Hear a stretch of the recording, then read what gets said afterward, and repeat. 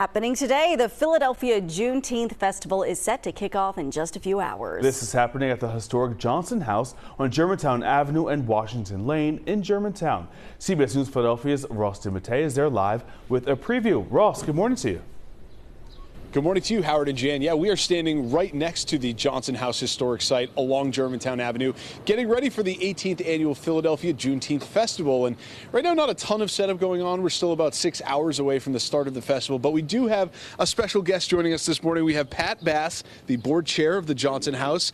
Pat, this is a huge day. Thank you so much for being with us so early in the morning. First of all, can you give us the brief backstory on the Johnson House and why this is such a significant location and really the perfect place to hold Juneteenth? Well, first, thank you for having us this morning. So in 1997, this house became recognized as a National Underground Railroad site. We're a historic site. And in 1998, while the board recognized that we should be a museum, we should also be relevant. So back in 1998, the board of this house began to talk about Juneteenth. We had our first festival working, it was called the Germantown Juneteenth Festival. It was held in the community, and we engaged community people as well as politicians to help us do this, okay? So from 1998 until now, we recognized that we needed to move the festival between Washington Lane and Johnson. Washington Lane, we have the Johnson House. Johnson, and in Johnson Street, there's the Clifton where the enslaved lived. And so the significance is that people were coming here to seek their freedom. We know from our history that those who came to this house made it to freedom. So the Johnsons were friendly with William Still, and we know that Lucretia Mott, and also we know that even Harriet Tubman walked on our sacred floors. And so it made it really important for us to always have this as a historic house. So our festival is really about art, history, fun, and so we do a lot of things to make sure that we tell our story. It's important that we tell our story and that it's never forgotten. And so this is a very significant time for us. Absolutely. This is so much history happened on this block here, so it really is the perfect place for this festival. Really quickly, for anyone who's never been to the festival, what's kind of the vibe like? Is it a celebration? Is there a lot of history on display? So absolutely, it's fun. It's a celebration. It's a great, great celebration. It's fun. There's a lot of vendors, there are reenactments. We will have an incredible event at around 12 o'clock where a group of innocent individuals will actually come and show their art. And they will tell their story about how they were in prison. One was in prison for 25 years, and he talks about how art was what got him to understand what he needed to be as an individual. So that while it's fun, we never want people to forget about our art, our history, and our culture. Really powerful stuff between the art and the culture. Of course, there's going to be music and food and dancing. It's a big party as well. Absolutely a party. It's going to be a celebration on Germantown Avenue between Washington Lane and Johnson. We love that. Pat, thank you so much for being with us. 12 to 7 today, guys, and we're just getting started with our preview of Juneteenth. Many more live interviews to come throughout the morning. We'll check back in with you in just a little bit. I'll send it back to you guys. The perfect spot for that celebration. Absolutely. Ross, thank you very much. Continuing to hang out along Germantown Avenue, the site of the 18th annual Juneteenth Festival here in Philadelphia. This has been a long-standing tradition. It actually goes back even further than that. And you just mentioned that we're right next to the Johnson House. In case you missed our last report about a half an hour ago, we had a special guest who was explaining that this is a registered underground tunnel site, and just a block away is where some of the final slaves here in Philadelphia were until they were eventually freed. So a ton of history that relates to Juneteenth. And we have another special guest joining us right now. We have Cornelia Swinton, the executive director of the Johnson House. Thanks so much for being with us this early this morning. And thank you for being here with us this morning. Of course. So a really exciting day with Juneteenth happening today. Just before we get into the actual festival itself, can you explain to our viewers why you think it's so important to commemorate this day each and every year? This was a day that many Americans didn't even learn about growing up in school. Exactly, because it's a day about freedom. And Johnson House is a National Historic Landmark designated because of that history of advocacy at this very place where we're standing today. We continue to highlight that. We are still addressing the issue of freedom today, are we not? I would say so. Yes. So let's talk about the festival. I know there's going to be a lot of history on display as well. Do you want to talk about that first before we get into kind of the party side of the festival? So I want to talk about our special, we have a Center for Social Advocacy, and we focus on an issue in the community that impacts the community today.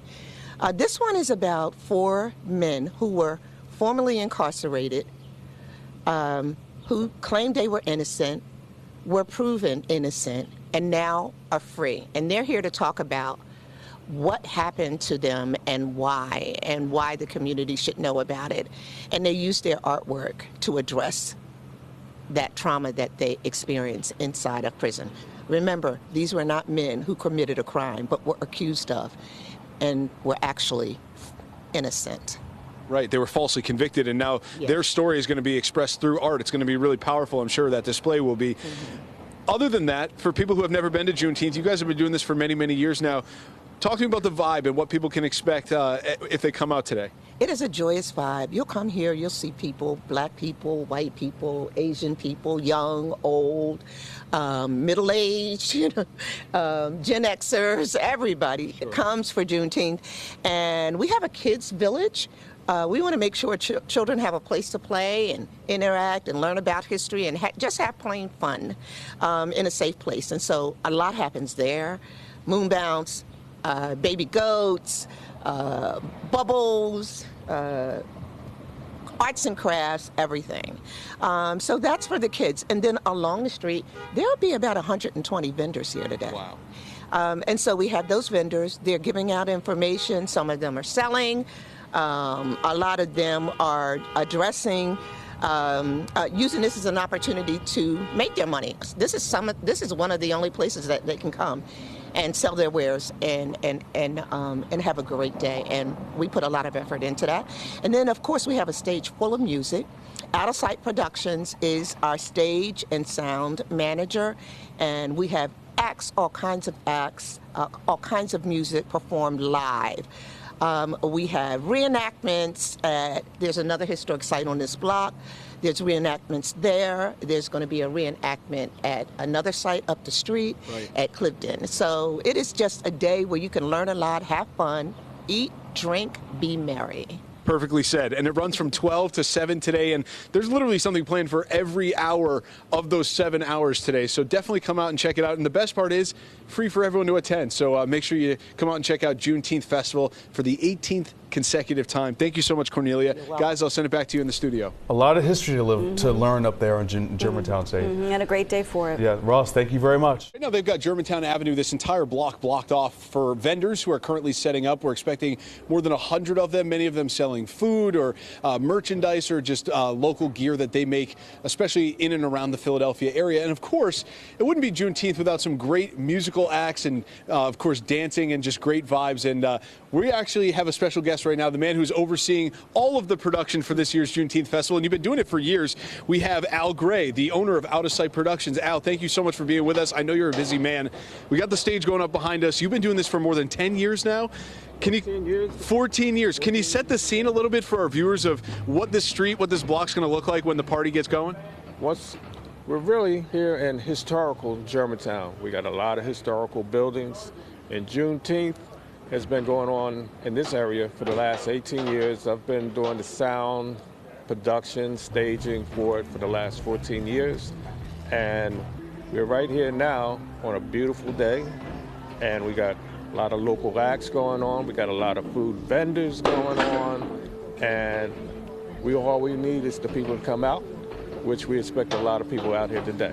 Thousands of people expected to come out, and of course, history is at the center of this, but it's also talking with some of the organizers. It's a party, right? Like, what's the vibe like? What's the energy like, especially once these musical acts take the stage later today? Well, we have Sherry Butler, who performed with Teddy Pendergrass. We have Tia. We have Pastor Buster Fields, who's a great pastor on BET and a few other places. And we have a culture of music is for every demographic that's going to be here today. And then the people will be here and enjoying themselves. Just a huge range of genres and sounds that you're going to hear throughout the course of the day. I'm curious, as someone who's been coming to this for years, working it, but also enjoying it as well, how have you seen it change in the 18 years they've been doing this, or just grow in general? It's grown from being small, and now it's a national holiday, which really makes the event known really worldwide. So now that the people realize what it is and the history of it, they want to come out and just celebrate. Absolutely. Al, thank you so much, and good luck today with all the sound. I know you're going to put on a heck of a show. Yes, we will. All right, guys, there you have it. Juneteenth, many people feeling it's finally getting its just due now that it's a national holiday in Jan. The party begins at noon. It's going to go all the way until 7 o'clock tonight. We're talking music, dancing, food, culture, and, of course, a lot of history behind this holiday as well. I'll send it back to you in the studio. Good time, a lot to learn, a lot to see and do. All right, Ross, thanks so much. Appreciate that.